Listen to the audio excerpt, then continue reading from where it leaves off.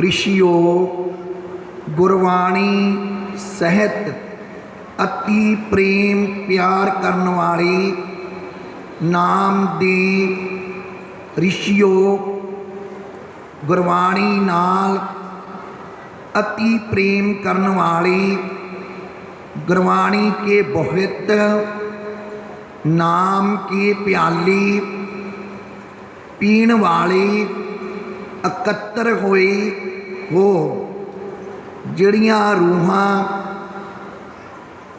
इस भयंकर कलयुग दे विच एकत्र होए हैं। ये बड़ी वड्डी नसीब आपने बिन भागा सत संगत नहीं मिलती। आपां बहुत उच्चे कर्मां वाले हाँ जिन्हों सतगुरु दी श्री गुरु ग्रंथ साहब जी दी चरनां दी धूड़ मिली है।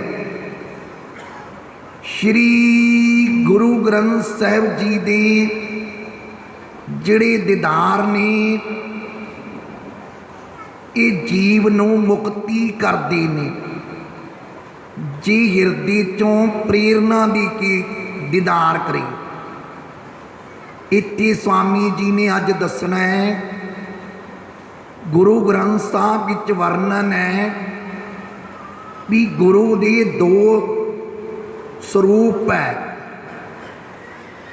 एक सरगुण एक निर्गुण। प्यारिओ गोपत दर्शन दसवें द्वारों जीव नूं होने ये वड्डी भागां दी निशानी है। पर हुंदे ने पहलों आपां फतेह बुलाइए गुरु ग्रंथ साहब दी चरनां विच हाजरी प्रवान करिए। प्रेम सहित आखो मेरे भाई वीर माता बहना बेटियां गज वज के आखो वाहिगुरु जी का खालसा वाहिगुरु जी की फतेह। श्री गुरु ग्रंथ साहब जी दे जिहड़े प्रवचन है एक एक शब्द मुक्ति दे दाती है, मुक्त करते ने। जे तुसी सवास ग्रास सिमरन करो। हुण सवेरे गुरसिख एक बच्चा आया, उन्हें भी प्रश्न करिया भी महापुरुषो भी जिहड़ा मेरा अनुभव है भी दिव्य दृष्टि मन नहीं लगता सिमरन च। गुर संगत जी सूक्ष्म शब्द विच छोटे शब्द विच अपनी बिरती लगती है। गुरु साहब ने कहा पढ़ पढ़ गड्डे लद्दीए। जे आपां पाठ कर लिया पढ़ लिया तो फिर तो गड्डे लद्दण है, गिणती गिण ली भी इन्ना सिमरन कर लिया इन्ने पाठ कर लिए। ये तो आत्मा दसी भी परमात्मा का किन्ना सिमरन करिया। जिमें मेहनती इंसान नूं तुसी भावें एसी विच बिठा दो, उहदा रोम रोम मेघ दे वांग भिजिया मिलो। इसी तका सिमरन करने वाले दा भी अंतर आत्मा मेघ विच भिजी मिलो। नाभ कमल तो लैके 10वें द्वार तक बिरती टिको। सूक्ष्म शब्द जपिया करो। जाप करके भाव सिंध पार हो जाएंगे। कई जाप लैके भी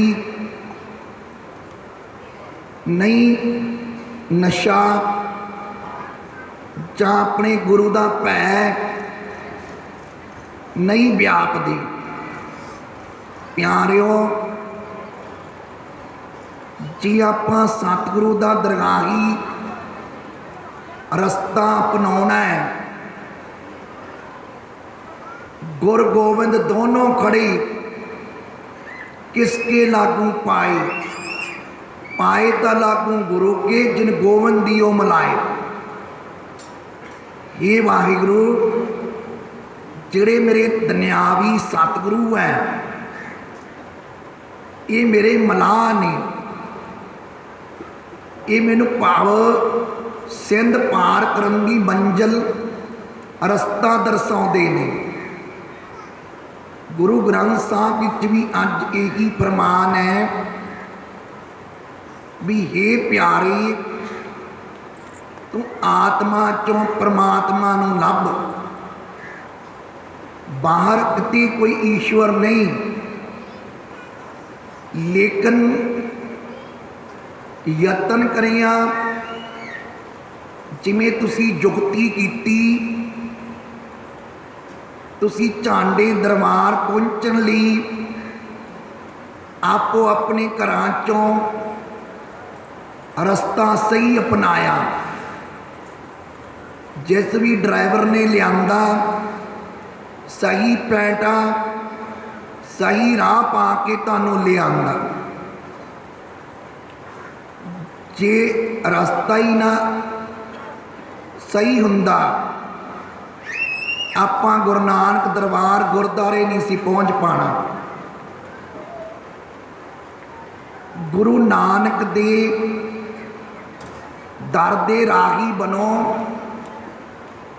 जे आपां गुरु महाराज दा सिमरन करांगे, गुरु महाराज नूं गुरु धारांगे। गुरु ग्रंथ साहब जी जगत गुरु है, चावर तखत दे मालक, कोट ब्रह्मंड दे ठाकर, अलाही जोत, रब्बी नूर, कुदरत करिश्मा, पंजवें पातशाह, दो जहान दे बाली, सच्चे पातशाह, 31 तोह दे मालक, सबर दे मालक, शहीदां दे सरताज, उपदेश दिंदे ने। उत्ते बैठी निज भगत प्यारी गुर संगत, महाराज खुश हो के भाई गुरदास जी नूं ब्रह्म दे ज्ञान दे धुर की बाणी दे उपदेश नूं लिखाउंदे सी। ते सच्चे साहिबां ने साहिबे कमाल महाराज फरमाउंदे ने भी मना तू रब नूं परमात्मा नूं बाहर लभदा है। जिहड़ा गुरु है ये तैनूं अंदर रस्ता दिखाऊ, अंदर आत्मा च पाउण दी विधि ज्ञान स्वामी जी दस रहे ने। बाहर संसारी वस्तुआं नाशवान है, किसी शरीर ने देही ने नाल नहीं जाना। किड्डे किड्डे ऋषि मुनि गंधर्व ऋषि पकंबर होए ने, औलिए फकीर होए ने, अवतार होए ने, लेकिन देही छोड़ गए प्यारिओ। देह नहीं जानी, आत्म ज्ञान जिमें कृष्ण जी ने गीता रची, राम दी रमायण हो गई, भगवान दी गुरु ग्रंथ साहब जी पावन स्वरूप हो गए, सारे धर्मां दे सतगुरु अते भगतां दी बाणी रब्बी नूर हो गए। आओ उपदेश हुक्म पातशाह दा सुनिए। रब्बी हुक्म नाम के जहाज, बाणी के बहुत, पंजवें सतगुरु निज भगतां नूं उस वेले भाई गुरदास जी नूं लिखाउंदे ने, ऐस वक्त हुक्म उपदेश सरवण करिए कि महाराज जी हुक्म दे रहे हन। सतगुर सेवै परमत पावै, नाम मिले वडियाई, नानक नाम जिना मन बसिया, दर साचे पत पाई। गौड़ी महला पंजवा, बाहर राख्यो विदेश माल, घर आए गोविंद लै नाल। हाँ, स्वामी जी दसते ने बाहर राख्यो हृदय संभाल। ये स्वामी सच्चे पातशाह तेरा हुक्म है, बाहर कुछ नहीं, जिहड़ा ये संसार है ये तू सीखना है। आपां जिमें ऐस वक्त सत संगत है, तुसी सवेर दी गुर संगत कर रही हो, तुहाडी बहुत पवित्र कर्म है। एडे मेरे भी नहीं, मैनू भी नहीं मौका मिलिया कि मैं अमृत वेले तो गुर संगत कर सकां। गुर संगत करन नाल जीव दा जिहड़ा मन है ये बहुत रंग चढ़दा है। जिमें किसी कहावत ने दर्शाया है, जैसी संगत वैसी रंगत। जे तुसी रब दे नां दी संगत करोगे, तुहाडे ते परमात्मा मेहरबान हुंदा है। सिखदे आ, सिख के अंदर वसाउने आ। जिमें कोई मोटर मकैनिक है, उदाहरण के तौर पर बेनती करते हैं,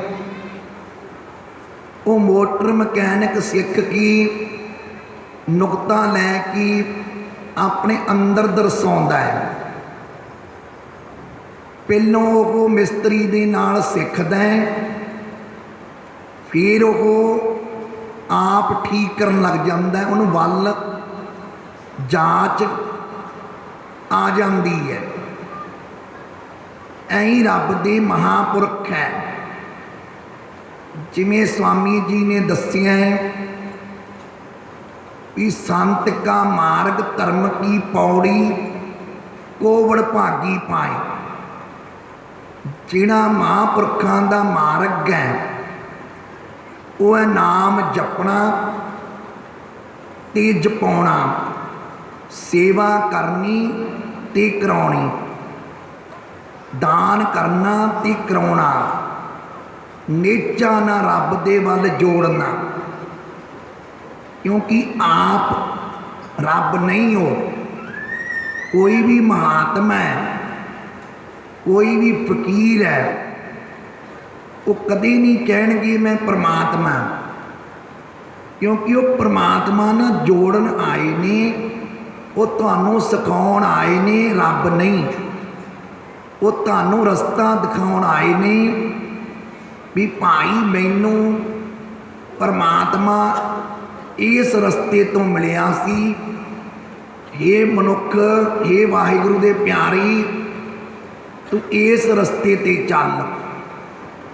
इत्थे स्वामी जी ने दसिया है, बाहर राखियो हृदय संभाल कर, आई गोविंद ले नाल।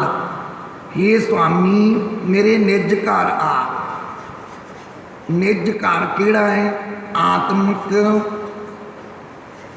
हिरदे विच प्रवेश कर। हे सच्चे पातशाह, जे हिरदे च प्रवेश हो, जे मैं कोई वल नहीं लिया, कोई सिक्ख्या ही नहीं, जिमें मकैनिक ने मैंने मोटर नहीं सिखाई, मकैनिक नहीं बनाया, उन्हें कोशिश की, मैं सिक्ख्या नहीं, तो मैं उत्थे जोगा ही रह जूँ हैल्पर के तौर पर, अगे नहीं वधूँ। जे मैं सिख गया, बराबर गड्डी खोल लूँ, बराबर तुर पूँ। ये बराबर तां हुंदा है जे तुसी कोई वल सिख लो, कोई हुनर लै लो। इसी तरह रब का नाम है, जे आपां जाप सिख लिया, हिरदे च ध्यान, चढ़े सवास उतरे सवास, वाहिगुरु ध्याया, अनभव विच परमात्मा का नाम वसाया, आत्म ज्ञान लिया, दिव्य दृष्टि खुल जूगी। लोक भी प्यारिओ, परलोक भी, वैकुंठ भी अपनी दृष्टि ना, अनभव ना अपनी नज़र आउणगे।